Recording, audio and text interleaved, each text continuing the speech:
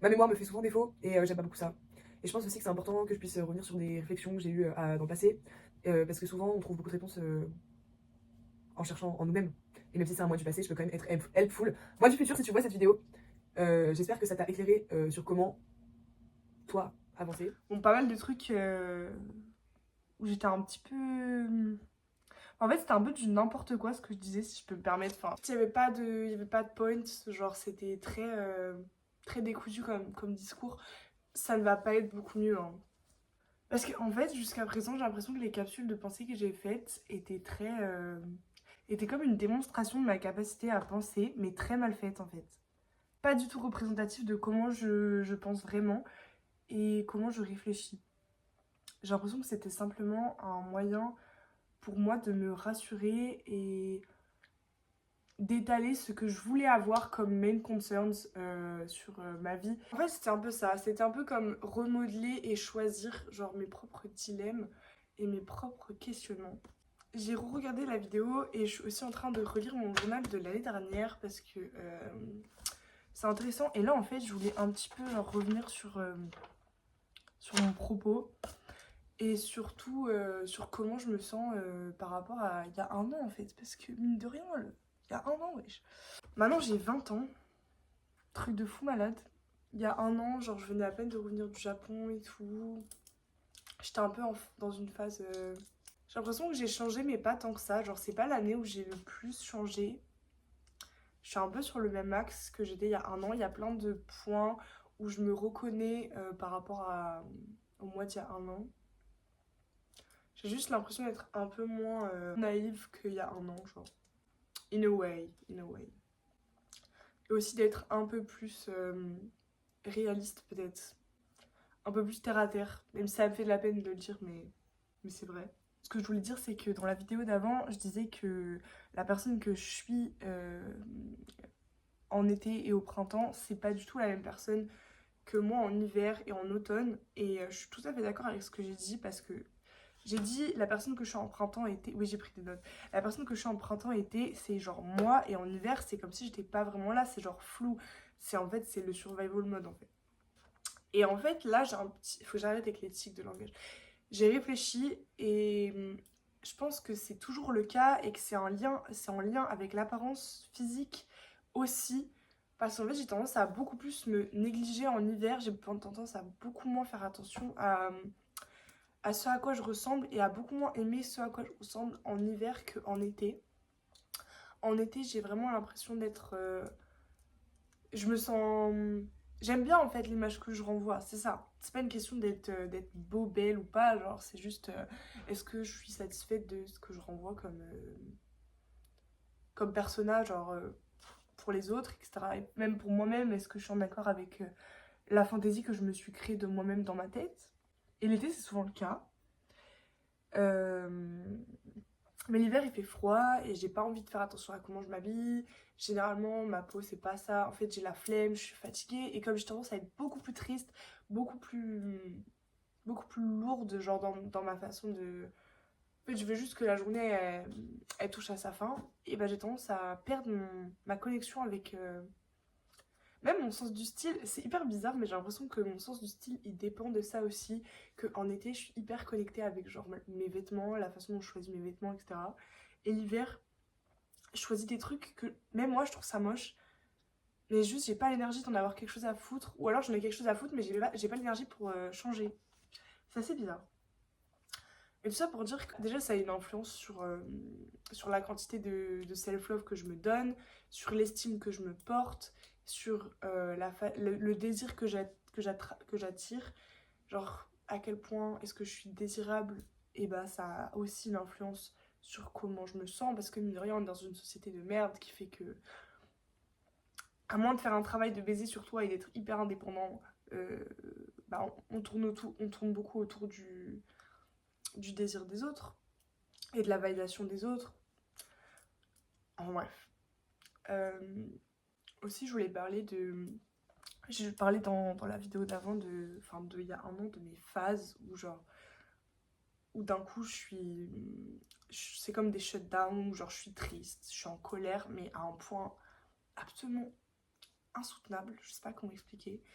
En fait, si je sais comment expliquer, c'est simplement de la souffrance émotionnelle à son paroxysme. J'ai simplement envie de disparaître, je peux supporter aucune interaction avec qui que ce soit, et genre, je peux complet à ce moment-là, il n'y a que la tristesse et la colère qui peuvent me satisfaire pendant une courte période de temps, et après ça va se réguler tout seul, on va dire, mais il faut que je sois très très patiente et très très, comment dire, euh, tolérante, complaisante avec ça. Et donc sur ça, je voulais dire que j'ai une meilleure gestion de mes phases. Genre vraiment, j'ai l'impression que... En tout cas, je me comprends mieux et je m'écoute mieux. Qu'avant, j'étais plus dans... Quand j'avais une phase, je le cachais et j'essayais de faire genre et j'essayais de me forcer à quand même rester avec des gens et du coup, genre, après ça a dégénéré et tout ça. Maintenant, quand je split, quand je passe dans un état où je sais que ça va pas, et bah, je m'isole et je fais ce que j'ai à faire et après ça va mieux. Et, et je pense que ça m'a vraiment aidé de faire plus attention à comment je me sentais, genre, de manière générale, de plus, de moins renier mes sentiments et de moins minimiser,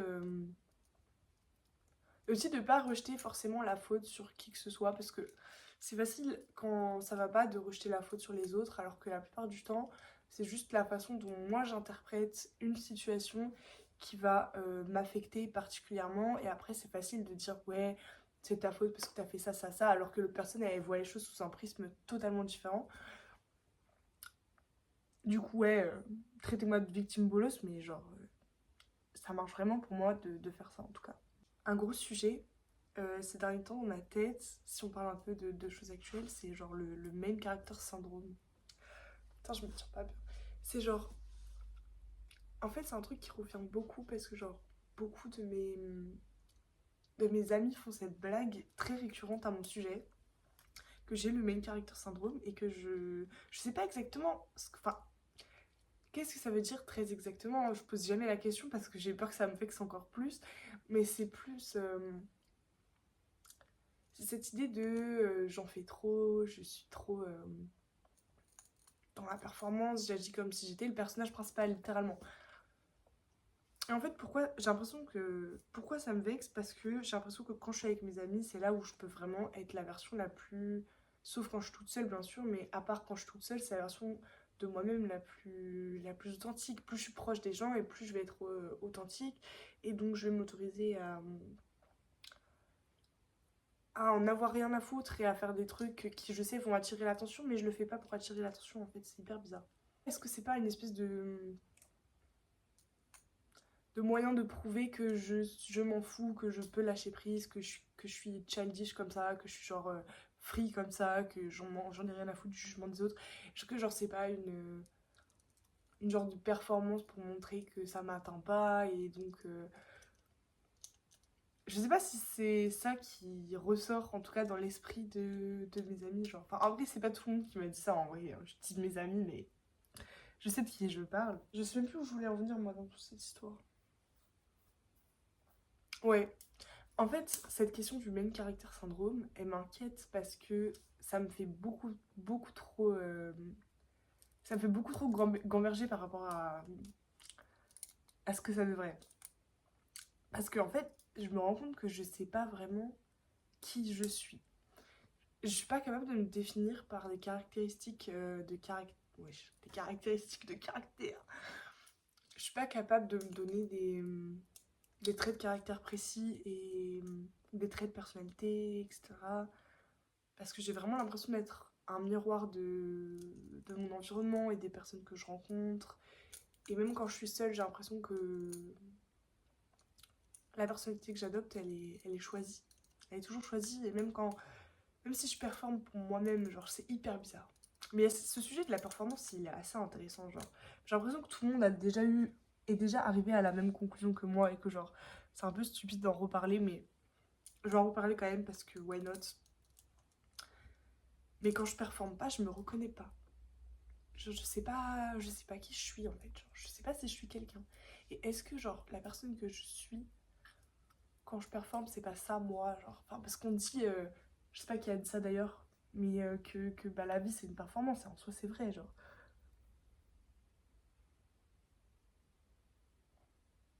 J'ai juste l'impression que du coup, je suis un énorme fake en fait. Genre, je suis un énorme fake. En fait, à chaque fois que je suis suffisamment confortable avec la personne, où je pense comprendre un peu la personne que je suis, où je pense avoir une image à peu près stable de ce que je suis, et ben il y a quelqu'un qui va dire un truc du genre ouais, Todo il veut trop faire genre c'est le mec blabla, je sais pas quoi en fait, ça peut être n'importe quoi. Il veut trop faire le mec qui sort d'un film ou genre je sais pas, en fait c'est très très subjectif, mais ça m'attend parce que ça vient de gens proches de moi encore une fois. Mais on va me dire ça et après directement je vais me dire mais ils ont raison. Et pourquoi est-ce que j'essaie d'avoir cette image-là? Qu'est-ce que j'essaie de prouver? Qu'est-ce que j'essaie de démontrer par là? C'est vraiment insane. C'est vraiment insane. Si on est un peu sur les réseaux sociaux, en ce moment, il y a cette tendance du performatif white boy et tout, et de genre... comment, en fait, certaines personnes sont performatives. En plus, on a eu cette discussion la dernière fois avec tous mes amis. On était en vacances, on était à un café. Et genre, directement, on était en mode, est-ce que vous trouvez que moi, je suis performative? Et moi, et moi, et moi. Et genre, quand c'était mon tour, j'avais rien demandé, hein. Mind you, j'avais rien demandé. Tout le monde m'a dit, ouais, Toto, c'est le mec le plus performatif que j'ai jamais vu. Et j'étais en mode, guys. Et ils s'arrêtaient pas, ils s'arrêtaient pas. Et genre, pendant 10 minutes, ils sont bombardés, genre, sur ça et tout. Et je sais pas pourquoi, mais ça touche à ma sensibilité. Je l'avoue. Comme ma montre, quoi? Et en plus, genre, je suis tellement sur la défensive quand on me critique sur ça, parce que déjà que j'ai du mal à me former une connaissance de moi.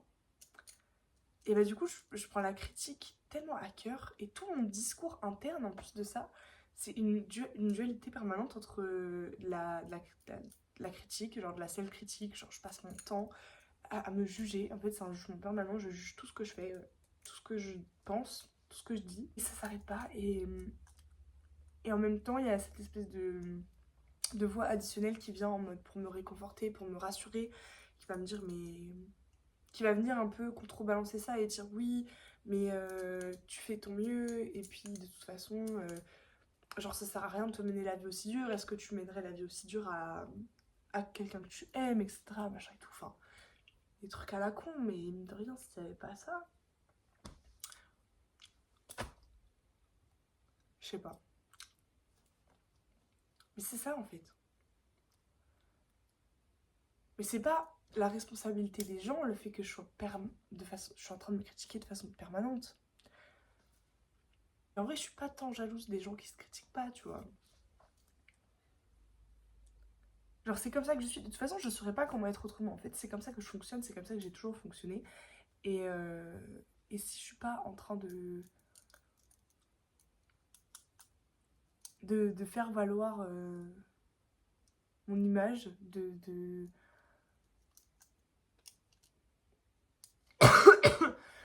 m'assurer que je suis quelqu'un, de m'assurer que j'ai l'air intéressante, que j'ai l'air machin et tout, je sais pas quoi faire.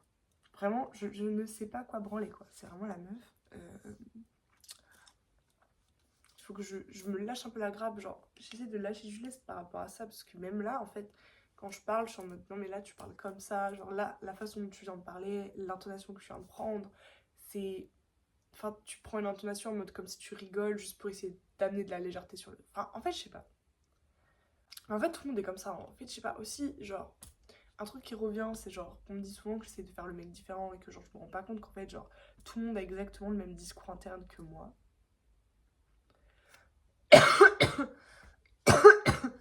Et genre, j'ai l'impression d'avoir... En fait, ce que je revendique, c'est l'opposé... Ce que je revendique, c'est l'opposé d'un complexe d'individualité. C'est-à-dire que ce que je voudrais revendiquer, c'est l'idée que on est tous la même chose et que genre, je suis tout le monde et du coup, genre, je sais que tout le monde est moi et que moi, je suis tout le monde. Jusque-là, rien de bien méchant. Simplement, dans les faits, c'est vrai que je me comporte un peu comme s'il n'y avait que moi qui pensais comme moi. Alors que, en vrai, si on est réaliste, c'est pas vraiment possible. C'est pas vraiment possible. Genre, il y a plein de gens qui pensent comme moi. Il y a même plein de gens qui pensent mieux. Voilà. Alors, ça, c'est intéressant parce que ça parle justement de la notion de critique. J'ai écrit ça le mardi 11 mars à 18h25, on s'en bat les couilles. Mais ça parle de comment je réagis face à la critique ou à l'énervement de quelqu'un d'autre. Je cite. Parfois, lorsque quelqu'un se fâche ou se vexe, j'ai envie de les fâcher davantage. Je sens monter en moi une bouffée de colère, je me persuade non seulement que la personne a eu tort de s'énerver, mais aussi qu'en réalité je me mens pour me placer en position de victime. J'ai envie de dire les pires atrocités du monde, je dois me battre contre mes instincts ou mon ego, peut-être les deux, je ne sais pas. Nanana. Concours du beat, lol. Après c'est irrelevant, mais genre, il y a toujours cette idée d'avoir peur du victime complexe, d'avoir peur de genre être cette meuf qui...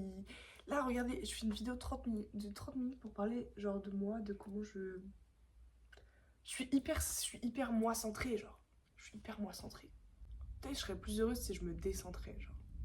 Si j'arrêtais d'essayer autant de comprendre. Il y a un truc qui m'a vachement frappée cet été. C'est j'étais dans un bar avec deux amis à moi très proches et une amie très proche d'une amie à mon... Oula. En gros, j'étais avec deux amis à moi et une amie d'une amie. Et du coup, cette personne-là que je venais de rencontrer disait qu'elle, elle était beaucoup plus heureuse depuis qu'elle avait compris une chose, c'est qu'il n'y avait rien... vu que la conversation était en anglais, elle a dit « Since there's nothing to figure out ». Et genre, ça a tellement stuck, genre... En fait, je sais pas comment dire, mais... Si, je sais comment dire. C'est juste, elle dit que depuis qu'elle a capté que ça servait à rien d'essayer de comprendre, bah, elle s'en portait beaucoup mieux et elle perdait beaucoup moins de temps. Et en fait, ça a résonné de fou. On pourrait croire que c'est une phrase simple, mais en fait, c'est juste la manière dont ça a fait écho avec ma manière à moi de réfléchir tout le temps. Et d'oublier à quoi je réfléchis par-dessus le marché. Bah en fait, il faut vivre, pas décortiquer ce qu'on vit et genre... En fait, ce serait facile d'en conclure que genre la go est stupide du coup et qu'elle réfléchit jamais à ses actions, qu'elle réfléchit jamais à genre son passé, etc. Non, en plus c'est une meuf hyper intelligente, genre j'étais super honorée de faire sa connaissance. Cette phrase vraiment elle est restée quoi, elle est vraiment restée. Ouais, bon, ce que j'écris en pleine nuit au mois de février, généralement c'est pas très glorieux, enfin genre c'est pas très gay plutôt. Mais encore une fois, genre c'est la même chose, c'est toujours les mêmes questionnements et à chaque fois j'écris les mêmes choses mais de manière différente. Je cite, ma pensée et mon jugement négatif sont comme inextricablement intriqués. Je pense que c'est en partie de là que vient mon arc némésis persistant. J'ai nommé le brouillard cérébral. Toute pensée avant même d'être cohérente est mise à pied, ratatinée, parce qu'elle s'est prise 6 coups de batte dans le ventre, les épaules et les côtes. J'oublie souvent que je suis censée observer sans juger, être présente sans imposer mon bagage traumatique à qui veut ou non le conscientiser. Me détacher, car mon jugement est loin d'être fiable et ne saurait me guider. Sinon ma chambre sent l'huile de moutarde. Ouais, période.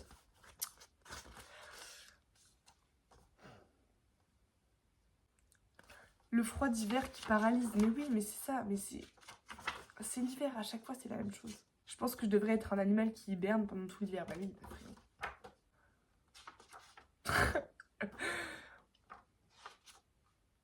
oh mon dieu.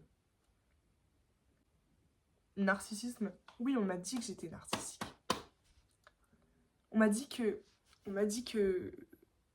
me détester autant, c'était du narcissisme. Et c'est encore une fois, c'est quelqu'un de très important pour moi qui m'a dit ça. Et quelqu'un en qui j'ai très confiance et qui, je trouve, est d'une intelligence remarquable. Qui m'a dit que vraiment, la manière avec laquelle je m'auto-flagelle, c'est vraiment du narcissisme. Parce qu'il n'y a qu'une personne narcissique pour se préoccuper autant de ses propres... je sais pas. Ah oui. Lol.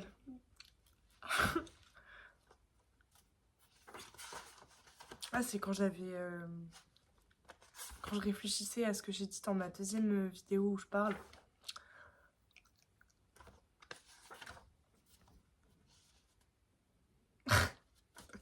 J'ai finalement commencé à lire Descartes. Et d'un coup, j'ai réalisé que j'avais envie de mourir. Non, stop, c'est drôle. Non, c'est drôle.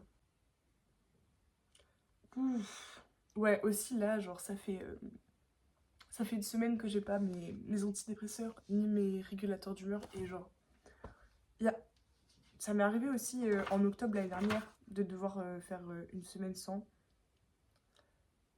Et, et la vie, c'est chaud, hein. Parce que c'est vrai que c'est tellement longtemps que je suis sous ça, mais j'oublie à quel point ça calme mes sentiments, genre ça les atténue, ça... Toutes mes réactions sont... Comment dirais-je? Comme dans du papier mousse. Mais oui, une belle formulation, c'est, je cite, je le retouche du doigt ce sentiment, j'entends une chanson et sans les agents chimiques dans mon sang, je sens développer la chaude torpeur. Merde.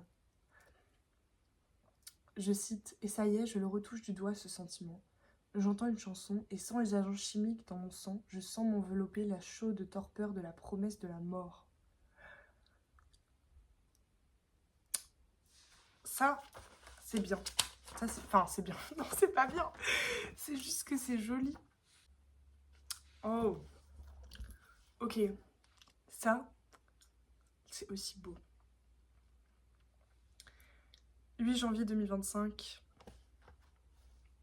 je cite, « J'écris de l'hiver en espérant qu'il n'écrive jamais de moi. Je ne saurais connaître plus grand malheur que de le voir tomber amoureux de la loque que je suis. Tout porte à croire que nous sommes indissociables, c'est du moins ce que ceux que je rencontre semblent penser. Pourtant, chaque hiver, je me sens mourir. Je me terre dans les replis les plus tourmentés de mon esprit, j'oscille entre un sommeil peuplé de songes dérangeants et mélancoliques, et un éveil de stress, d'angoisse et de maux de tête, eux-mêmes encouragés par ce pessimisme involontaire et incessant qui entache ma vision et me fait perdre pied. » Camus, non mais, choui. Camus a dit quelque chose comme « Au cœur de l'hiver, j'ai trouvé en moi un invincibilité. » Je sais pas si c'est ou sera mon cas, mais j'ose croire sans l'ombre d'un doute que je trouverai quelques moyens de renaître au printemps. Ça, c'est vrai. Oui, désolé Camus, mais je relate pas trop à ta quote. Hein. Parfois, la tristesse et l'angoisse se font si lourdes que je n'ai plus la force de rien. Ma seule crainte alors est de blesser ceux auxquels je tiens. Dans ces moments-là, je tends à attaquer pour exprimer mon mal-être, peur qu'il devienne la responsabilité de quelqu'un d'autre. Être comprise, perçue, sans avoir à éplucher ma peau, métaphoriquement, est une chose que je rends moi-même impossible. J'ai jamais fini ma phrase. Je frôle l'inflammation... Non, pardon. 9 janvier 2025. Je cite, « Je frôle l'inflammation cérébrale, en d'autres termes, je deviens fou allié. » Encore. Oh. Encore. Toujours la même crise existentielle. Je cite, 28 janvier. « Quelle personnalité suis-je en train de m'inventer? Que reste-t-il de moi quand je suis seule, sans toutes ces pages virtuelles que j'entretiens? Pourquoi mes erreurs et mes effusions de vulnérabilité m'embarrassent autant? Le problème, ce n'est pas le regard des autres, c'est le mien. » Ah voilà, j'ai retrouvé ce qu'avait dit précisément Stéphanie, l'amie que j'avais rencontrée pendant les vacances. J'ai dit qu'elle avait une manière fascinante de voir les choses, car d'après elle, elle vit sa vie sans essayer de résoudre quoi que ce soit, car ce n'est pas le but. Je sais pas pourquoi ça m'a autant marqué. Voilà, alors là, on a encore une crise existentielle du futur, où je pose exactement les mêmes questions que ce que je pose toujours. Est-ce que je suis trop fragile? Est-ce que j'en fais trop? Je sais que mon inconfort est réel. Je n'arrive pas à encaisser les critiques de mes amis. Suis-je une mauvaise amie? Ou peut-être mes amis ne me correspondent-elles pas? Quand on me rappelle que je suis égoïste et que j'agis comme un enfant unique, cela me fait tellement souffrir, peut-être bien parce que c'est vrai. Mais quand même. Ces temps-ci, tout m'est inconfortable. Je ne sais pas comment répondre et réagir à quoi que ce soit. Je me sens souvent comme une équilibriste. Parfois j'avance avec aise, sans même y penser, bien que je peine à me souvenir de la dernière fois où c'est arrivé. Je me sens invisible. La figure que ceux que j'aime disent voir et apprécier pour ce qu'elle est en fait tout au plus tolérée. On m'accepte, mais on m'en veut, on trouve que je suis trop. Alors j'ai pris peur et j'ai fermé les volets de ma maison. À l'intérieur, l'air est trouble et les lumières tamisées. Les assises sont tièdes et inconfortables. Mais j'entends, au dehors, les gens crier que je n'en montre pas assez, d'amour, d'enthousiasme, de souffrance. Mais ce n'est qu'une vaine tentative pour me rendre plus digérable. Mes émotions prennent trop de place, alors je les garde entassées et parfois, dans un moment de faiblesse, elles prennent feu et de la fumée s'échappe par le toit de la maison. Ah oui, d'accord, là j'ai switch en anglais.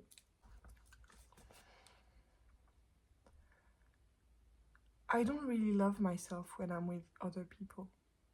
I hate the way they perceive me, analyze me, categorize me. I wish I could be the wind in the trees. But even then, would I feel the pain of the forest? Would it be embarrassing for me to do so? I'm fine until I'm not. And I hate this feeling when you think someone gets you but they really don't, especially when it's you to yourself. You know, sometimes I think I changed. I think I became better, but I could never be enough. No matter how hard I try, I will always hate myself and it will make me hate everyone else because they can't reach me. No matter how high the walls, it will always get to me. C'est pas anglais ça. Because I always do stupid shit, and even when I try, it doesn't compensate the fatal flaws that inhibit me. I push the monster away. I tried so hard, but it's me, I'm the monster, and deep down, I still think that way. Pretty much always did. Maybe I do have main character syndrome, because everything that happens has a deeper meaning to me. I'm always pushing situations to their extremes. I don't know why. I can't be caring and loving all the time. I'm not good company at all. Not anymore. I feel boring and stupid. Everything about me seems unreliable, unsteady, not real. I feel like I make everything up. And I mean everything. And I lie. And I don't open up. Because when I do, it comes out wrong. And it's not well received.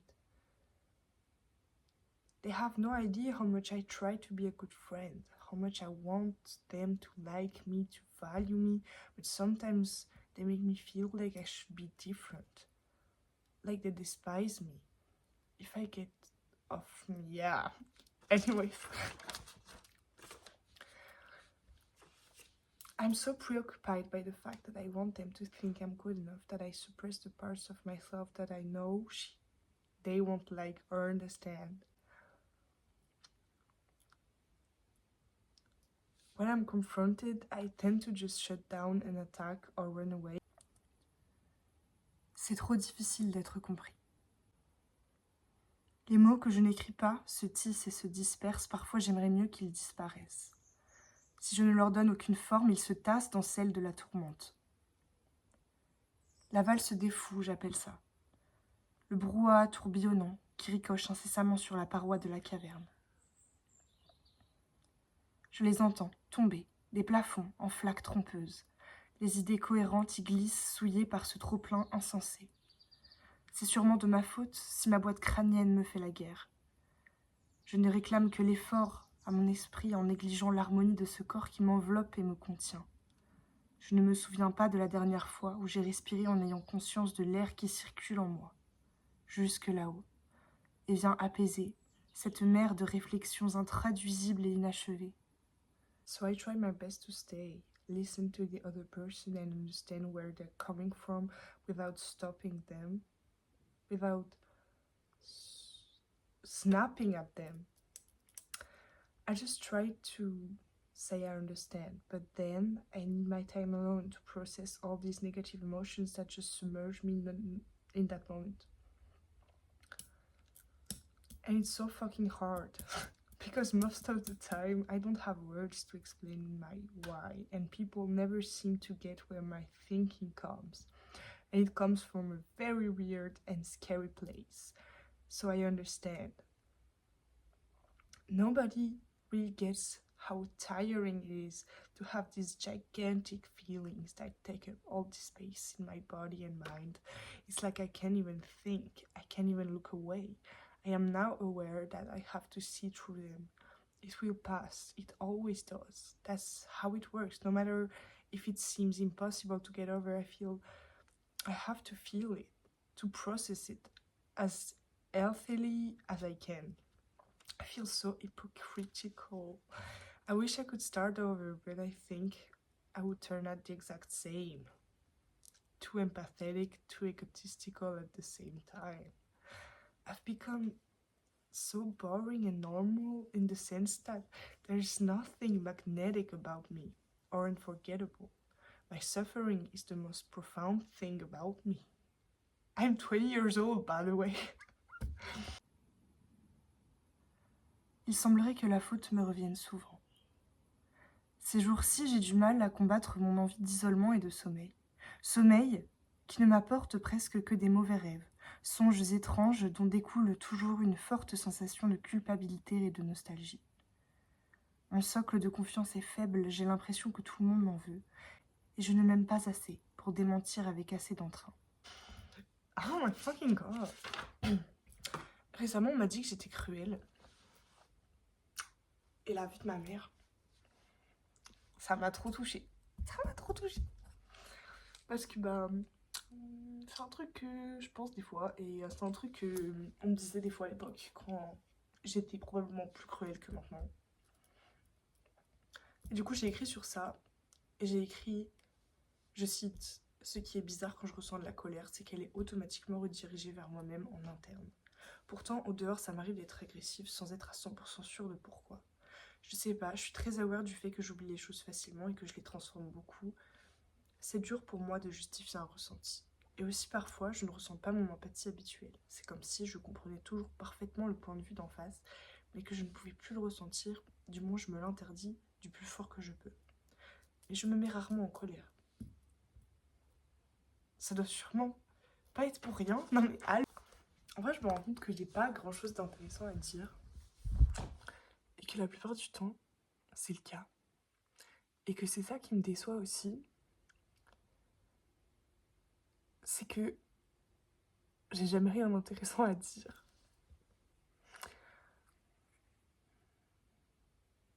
Et du coup, les gens, ils peuvent jamais me trouver suffisamment intéressante à mon goût parce que même moi, je me trouve pas si intéressante que ça, en fait.